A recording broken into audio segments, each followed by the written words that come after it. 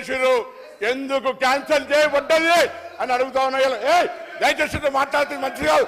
ముందే నా హక్కుకు సంబంధించి చెప్పిన ఇదే యుద్ధం చేయదలుచుకుంటే నా పిల్లల్ని అయ్యా అయ్యా ఏదైతుందో నేను చెప్తాను, మంచిది కాదు. దయచేసి అధ్యక్ష, నేను ఉద్రేకంగా మాట్లాడతాను, ఒక ఆరోపణ చేస్తాను. నిమ్మలంగా దమ్ము గురించి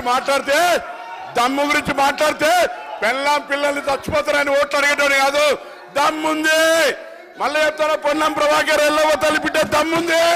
ఇవాళ మళ్ళీ చెప్తా ఉన్నా అధ్యక్ష, నేను మాట్లాడుతా ఉన్నా.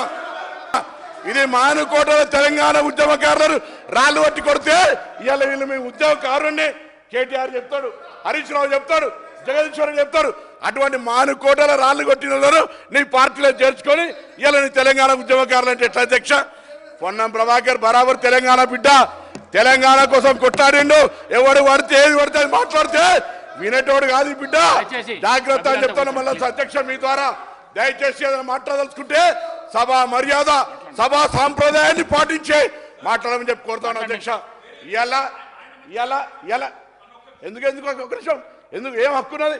ఇది దౌర్జన్యమా? ఇది దొరల అహంకారమా? ఆనాడు మాట్లాడితే ఎందుకు ఏం దొరల అహంకారం? నా మైక్ ఎట్లా గుంజుకుంటారని అడుగుతాను. ఇలా కూర్చోండి, క్లారిఫికేషన్ తీసుకోండి. ఇలా బరాబర్ పేరు తీసుకున్నా.